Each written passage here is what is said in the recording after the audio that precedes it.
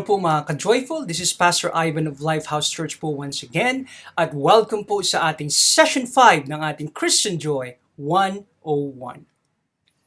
Now, in our past sessions po, we have answered two preliminary questions. The reason why we said preliminary questions kasi po, these are actually the questions we need to answer first bago po natin sagutin yung ating main question, which is, what is Christian joy? Okay, now, what are these two preliminary questions po that we have answered? Unang-una, is God a happy God? Is God a happy God? We have answered this by saying and showing this po from the Bible that God is indeed happy. And He is in fact not just happy, but He is the happiest of all. Okay? Siya po ang pinakamasaya sa lahat. Secondly po, we have answered the question, why is God the happiest of all? And I gave you three reasons for this. Unang-una, God is the happiest since He exists as the Trinitarian God. Secondly, He is the happiest since He is the sovereign and the all-knowing God. And thirdly, He is the happiest since He is the self-sufficient God. Our preliminary question naman po for this day is this. Does God want us to be happy? Does He want us to be happy?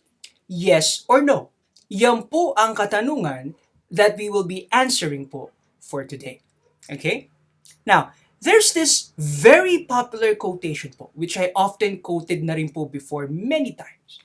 And it states, God does not want us to be happy. Rather, He wants us to be holy. He doesn't want us to be happy. Rather, He wants us to be holy. Now, this is often misinterpreted po. This is often misinterpreted by some of us to mean that God doesn't want us to be happy at all.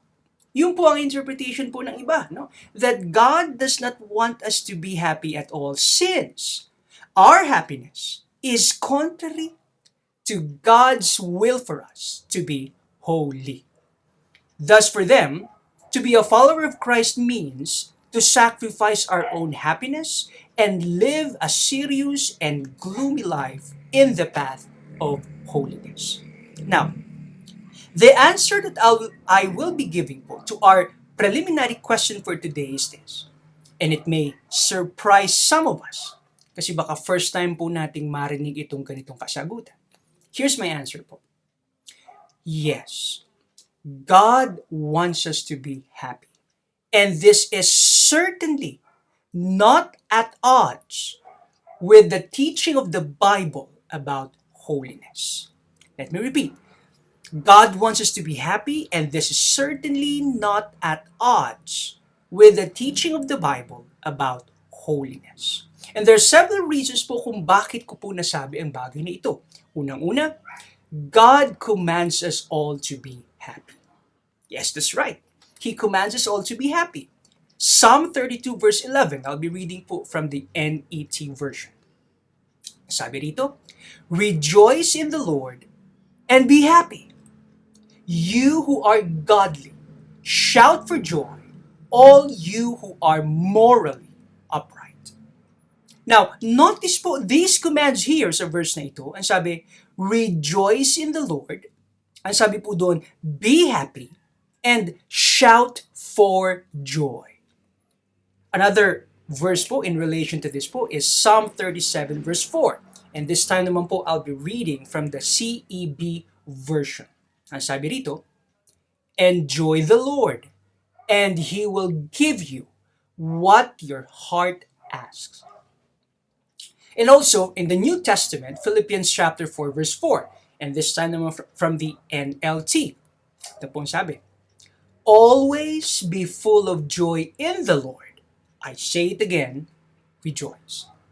Now, I believe po, these commands are clearly teaching us the fact that God really wants us to be happy, which is why the Bible is giving us these commands here to obey. And since obedience to God is the path of holiness, therefore we can say that our happiness, which is commanded by God, is part of what it means to be holy unto God. Let me repeat that. We can say that our happiness, which is commanded by God, is part of what it means to be holy unto God.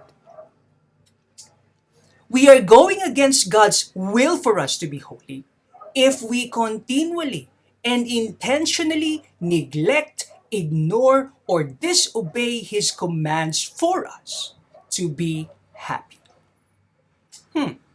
Probably this sounds strange po to some of us. Ano po? Baka first time po nating marinig itong ganitong idea. Pero Lord willing po, this session and even the next ones will help us understand this idea more.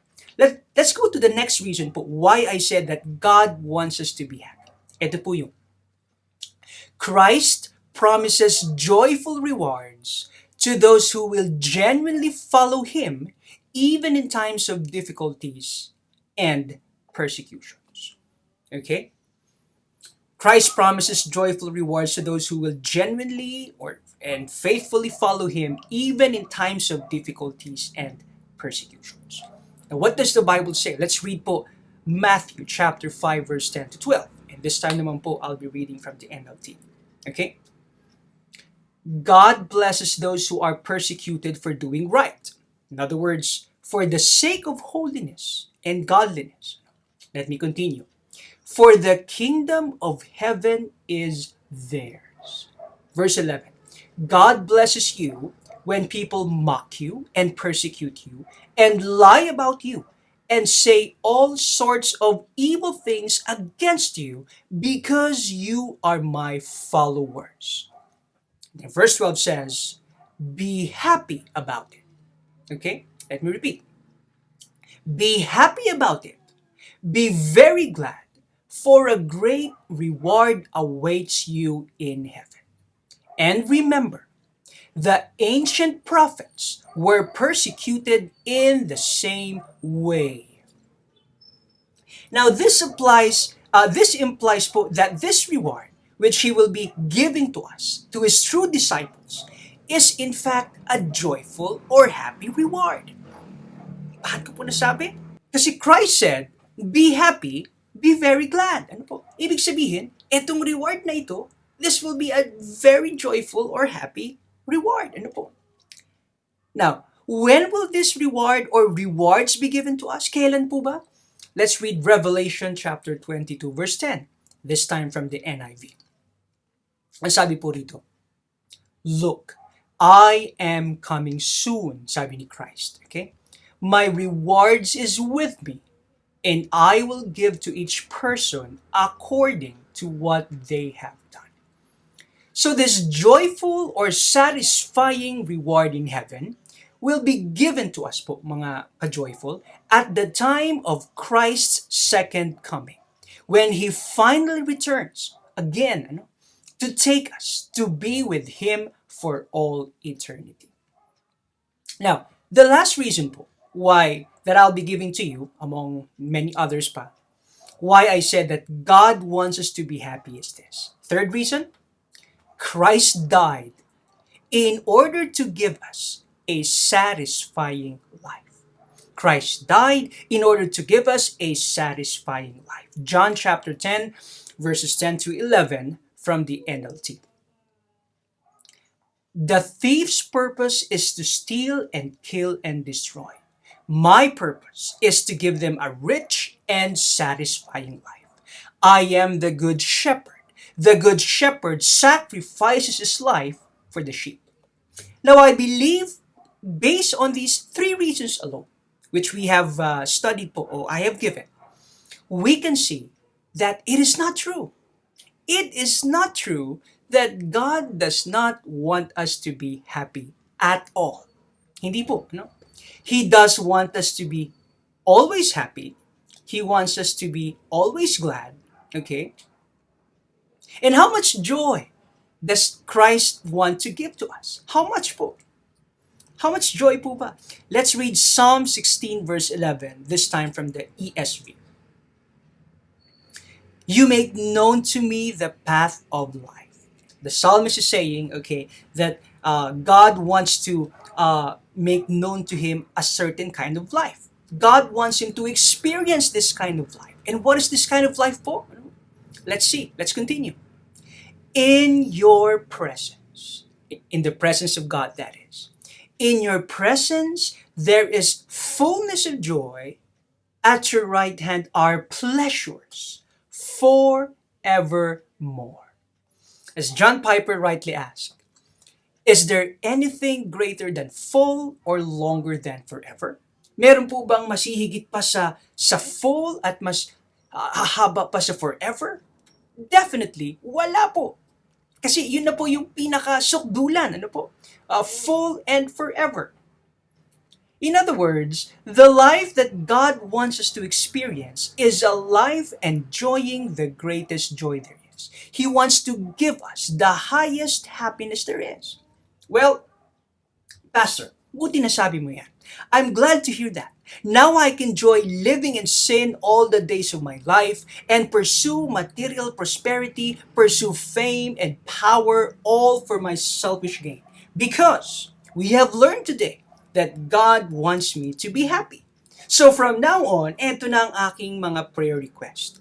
Lord, give me riches, material wealth and good health, abundant earthly possessions, fame, earthly comfort, expensive cars, latest gadgets, okay, Samsung, iPhone, all of those things, okay, mansions, luxurious watches, branded shoes and bags, etc. I want them all since I am your child and you want me to be happy. Wait. Hold your horses, okay? That's not what I actually mean. Far from that, actually po, no? That is not what the Bible teaches. Absolutely not. Hindi po. Okay? Yes, God wants us to be happy and even pursue this happiness in our life since this glorifies Him also. But there is this kind of happiness that He absolutely hates. There is this kind of happiness that dishonors Him and thus He wants us to totally avoid at all cost. And I believe the quotation po that we've mentioned kanina, God does not want us to be happy, He wants us to be holy. Ano po, this is the kind of happiness that it is referring to, that we should avoid. Ano po, which is why that quotation also has an element of truth. Now, having said this po, the most important thing po for us now is to ask, what kind of happiness does God want for us? What kind of joy does He want us to pursue? This is what we will be calling as Christian joy or holy happiness, or let's say godly gladness. And we will learn more about this, ano po, this kind of joy or happiness in our next session. So please join us once again po sa ating pong segment na Christian Joy 101. God bless po mga ka-joy.